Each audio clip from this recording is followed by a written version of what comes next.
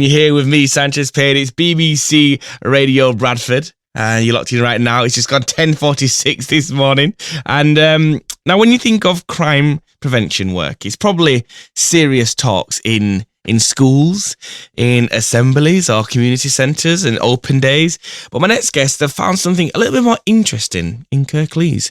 Safety in Music is what they're called, and they work with 12 to 18-year-olds and just teaching them the ropes of the music industry, which, me being in it, know it's invaluable. It's so needed, and they do this while educating them about the risk and consequences of gang culture, knife crime and exploitation. And this is just something of an example of what the kind of things that they're making. What's wrong with this life we see? Something's wrong, no harmony. Drugs and killing, postcode wars, faithless system, keeping score. Step on my turf, cross a line. Dissing words, best check behind. The law don't save you, no one can. Lost yourself in the gang life. Promote your lifestyle, live a dream. Fancy cars, women prestige. Fame and fortune, we got the money. Is it all it's made to be, honey? Love is the answer, cause love conquers all. Love is the message, one for all. Music with a message. I'm joined right now by Soriya, Jabeen and DJ and producer Mark EG. Guys, hello and good morning. Thank you so much for being here. Hi, and thank you for having us on the show. I love that. Soriya's the cool and collected, and Mark's getting his DJ energy on. Let's start with how this came about. Soriya, please tell me, how did Safety Through Music even start? Where did it come from? Hi, thank you for having us on the show firstly, and giving us the opportunity to raise awareness around our project. The project was actually set up in 2016, but it was linked back to my youth as well as Mark's youth and what we connected with as we were growing and developing, but also turning it on its head and looking at it from the perspective of when we look at violence prevention models that are linked to music industry as well as dance. And when we looked at that kind of platform, and we looked at sort of late 70s and 80s, and we looked at what was coming out of Chicago House and the Bronx regarding, the gang violence and prevention and so forth. So we saw early movements coming out from that part of the world, and it was very sort of a new phenomenon in the UK, and we were sort of early on the scene then as well. So that's how it came about, really. And then when we looked at some of the contentious issues that we're experiencing, in the UK with the closure of the youth services and so forth, and what that was bringing to the forefront slowly but surely, it was emerging in terms of antisocial behaviour, the rise of gangs and youth violence, drug affiliation stuff. So that's how that came about in terms of how we create creative platforms for young people to get involved in, but also to deter them from risky factors and vulnerabilities. Now, with that, you've used many different tools and aims to get through to the kids. And Mark, you're with us, and you are a DJ and producer. What's it like letting the kids loose on your kits? Oh, it's been absolutely brilliant. I mean, we did this project with the Violence Reduction Unit, a professional recording studio and a nightclub in Huddersfield. And, it's the perfect creative environment for everyone. And with this group that we got, they're highly intelligent and talented kids, which a lot of people are who are creative people, but they just don't realise how much talent they actually have. So we used all the best elements on the track, including all the lyrics that they'd written themselves. We shot a video, and then we got our video guy to go away, and I went away into my studio and finished the project. I really kids how to use music positively in their lives. And you might ask yourself why kids go down this negative route in music. And the way I see it is this. We all have a huge range of expression, but unfortunately, the school curriculum is extremely standardized, and it dictates children's forms of expression. And this kind of measured, teaching forces it to become a skills counting exercise for schools, which forces children to focus on labels, which includes failure. And the point here is when you fail, you tend to rebel. And in many times, you'll turn to music at this stage. And this brings out those negative feelings, which we're trying to change.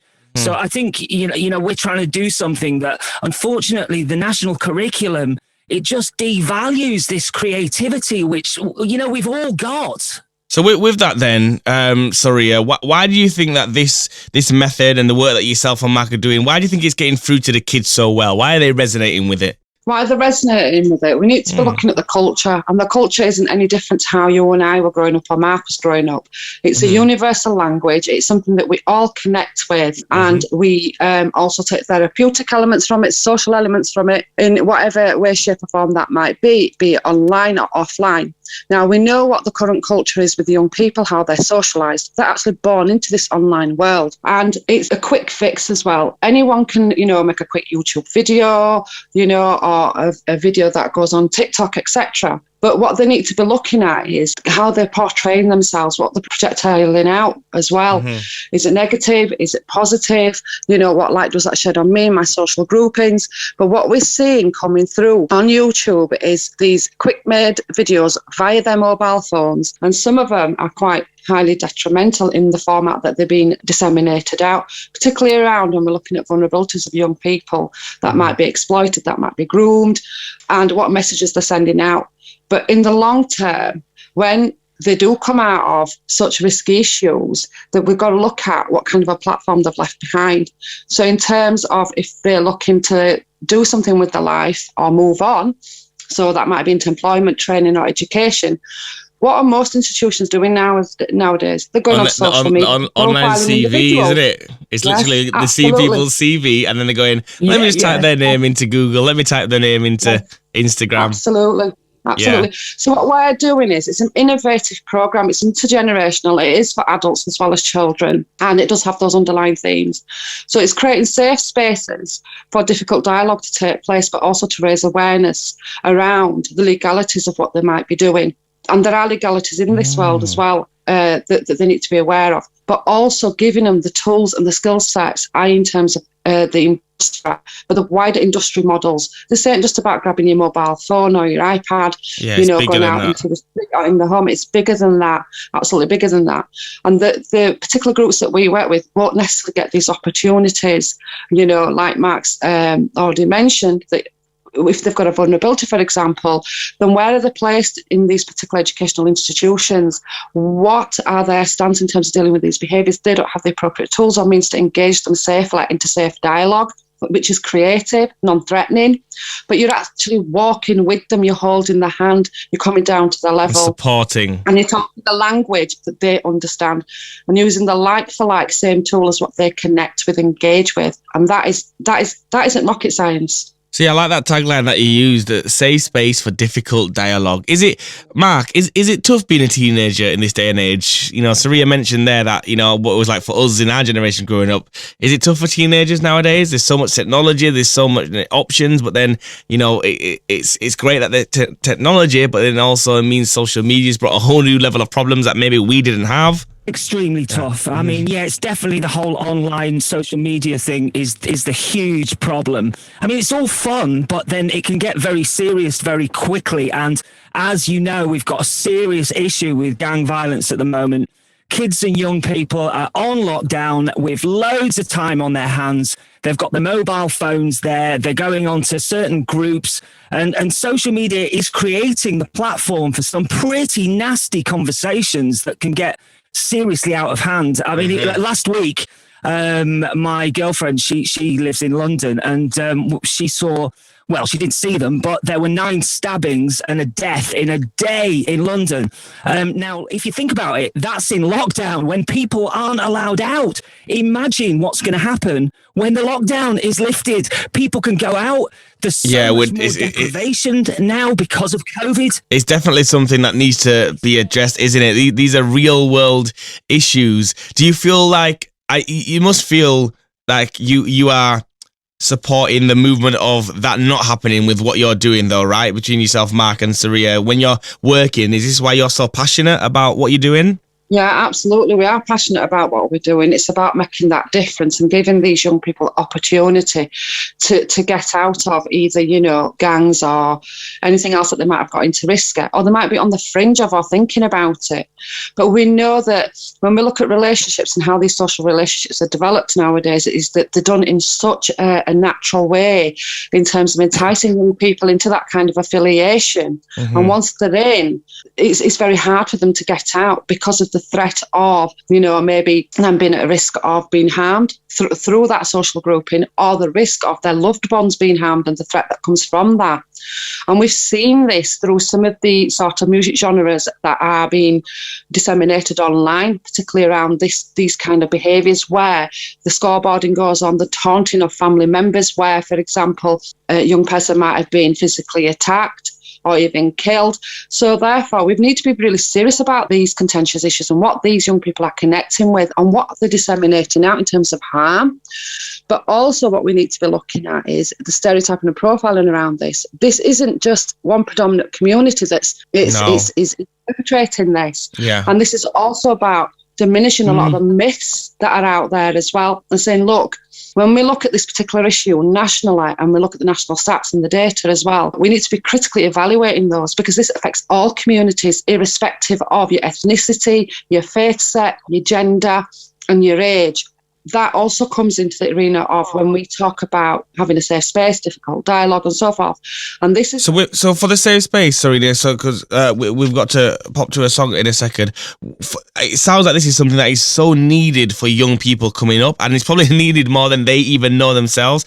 For if there's parents listening right now who feel their children might be, susceptible to everything that's going on outside, if they would love to have their children to have the energy that Mark is bringing and the passion and the love, how can they get involved with you and how can they get onto your program? Right, our programs are commissioned programs, so we source funding to deliver our programs for free, so it breaks that barrier down. So as soon as we've got a program that we've got some funding for example, or we've been commissioned to deliver, then what we do is we will advertise that particular program. But in the interim period, we have a waiting list. So if any parents, carers, young people or adults are interested in our programs, then simply drop us an email at info.safetyinmusic@gmail.com. And what we will do is we'll put them on our waiting list, and as soon as some programs come up in their given area, be it in Kirklees or West Yorkshire or beyond, then we would notify them of that. But also we advertise heavily through media in terms of when programs are up and coming as well in our networks, so wide and far reaching as well. So those particular individuals that might be interested, or organisations or schools, then they would be notified to that as well. Well, I can definitely see why there's a waiting list, Soriya, because this is needed more than ever, and it's people like yourself with the passion and the knowledge to impart on our youth, and the energy and the charisma that Mark has, and together you make an amazing team for yourself and everyone at Safety at Music. We can't thank you enough for what you're doing for our young people, man. Thank you so much for being here with us today. Have an amazing rest of your day and keep up the hard work. Thank you. No, we thank you for having us. Thank you very much. Thank you 100%. So much. Big shout out to DJ Mark Mark EG and Soriya Jabeen there from Safety in Music. They are advertising heavily on social media, and you can drop them an email as well to be on the waiting list. And I think it's just great that they are, so ready to help support the next generation, because it needs to be done, probably now more than ever as well. You're locked into BBC Radio Bradford with me, Sanchez Payne. Let's have a quick look at the roads.